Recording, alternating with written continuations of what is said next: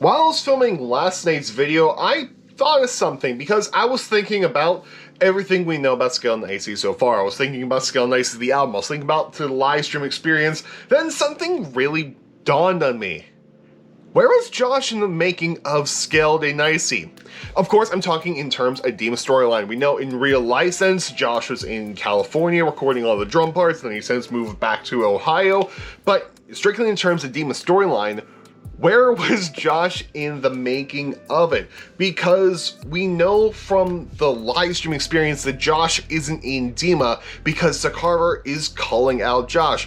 Where is Josh? Come out of hiding, you idiot. Come on, show your face. Come to Dema. And all that stuff while Tyler is just stuck in Dema between two bishops being scared from his life. And we know the entirety of the live stream experience is in Tyler's imagination, as is signified by Tyler putting his guitar at Trash's feet at the very end. The thing that represents Tyler's imagination. We end up in the same place where we started, making it one huge dream that Tyler was having.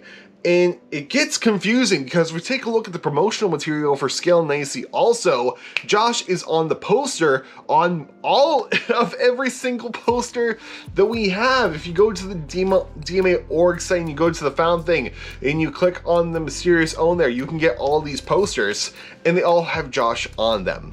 They all have Josh on them. And where is Josh in the making of Skell and Icy? That is the subject of today's video. Good morning, good afternoon, or good night, depending on when you're watching this. How's it going, guys? First off, I hope you're having a good day today. Hope your day's going well and hope it continues to go well. Let's get right into it. So there's a couple ways that we can take this. We can take it in the Dema propaganda way, we can take it in the Josh Bandito way, and or we can take it into that really dumb way.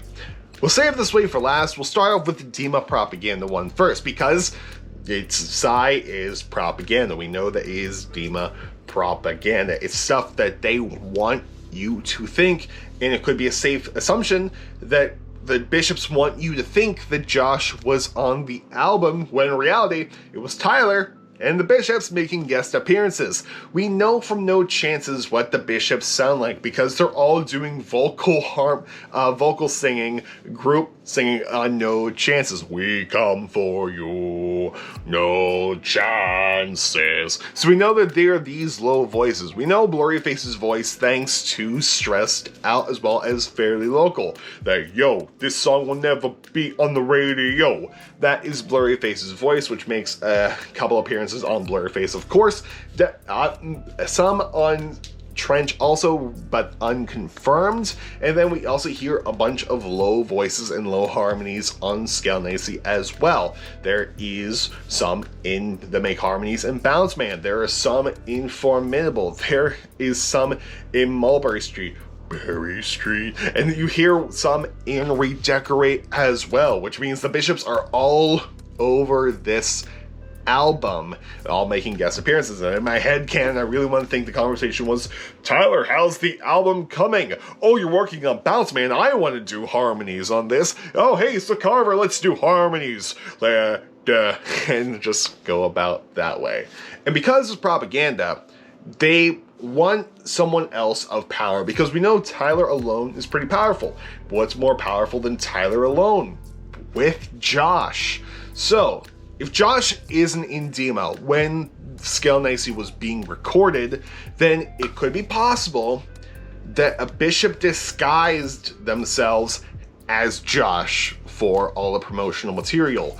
There's a common theory with the Choker music video that the Josh we see there isn't Josh, but a bishop in disguise wanting to take Tyler back to Dema, which is why we get the net gun and Tyler being drugged back and then turning into a toy.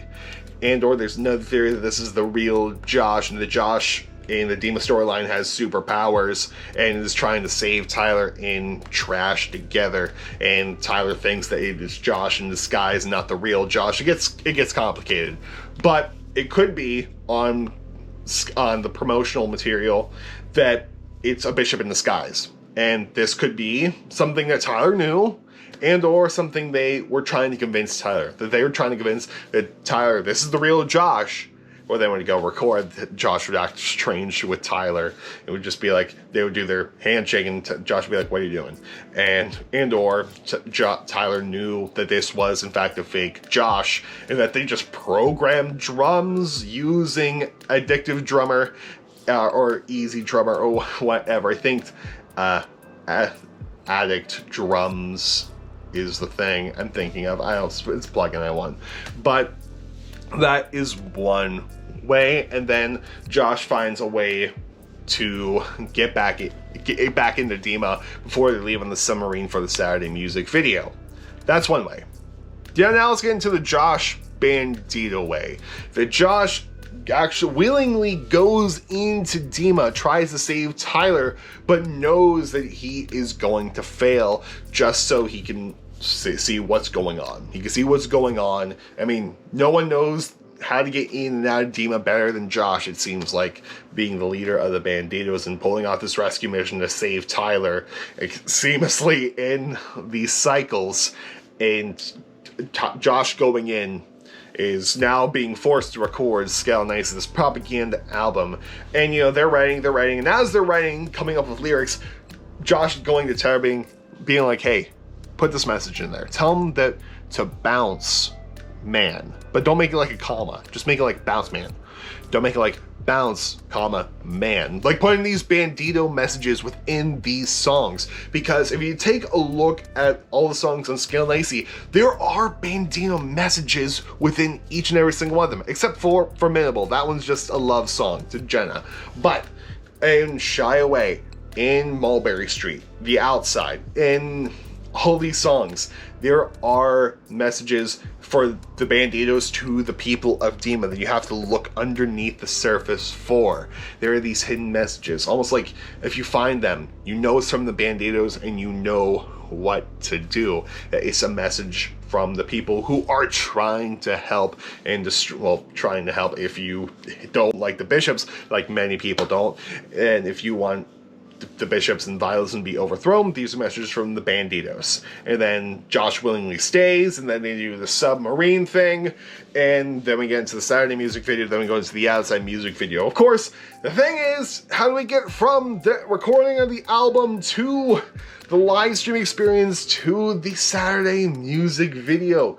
Because, at least as of right now, it seems like the Saturday music video comes after live stream experience. It may come that, hey, no, it comes before, but as far as we know right now, it doesn't.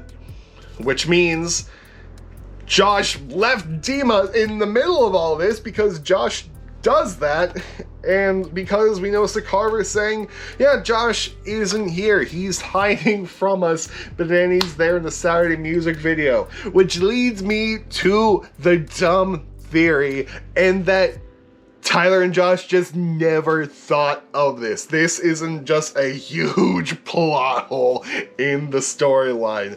It was just something that was like, okay, yeah, we'll do the album, we have the idea for the live stream experience, and we have the ideas for the Saturday music video, the Choker, the Shy Away music video. We'll be good. Not thinking of how this album, the propaganda album, fits within the context of Dema.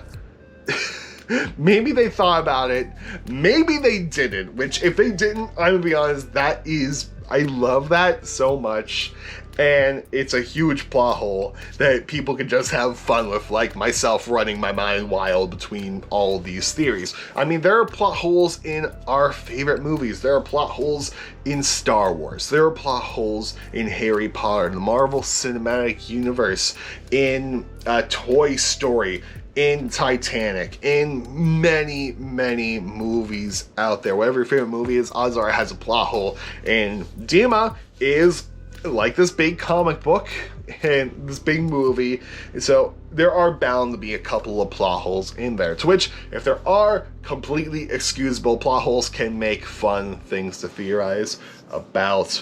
And it's quite possible they thought of this and I'm just completely missing the mark, or they didn't think about it, and it's hilarious. So I'm gonna leave it at that. Let me know what you guys think. Where do you think Josh was in the making of Scale and Icy? Again, in the context of the Dema storyline, we know that in the real life context, Josh is in California, to which I'm really not putting real life stuff in the Dema storyline, or else that means that Jay Joseph is a part of the Dema storyline also, because he did backing vocals on Bounce Man, and I believe on Mulberry Street as well.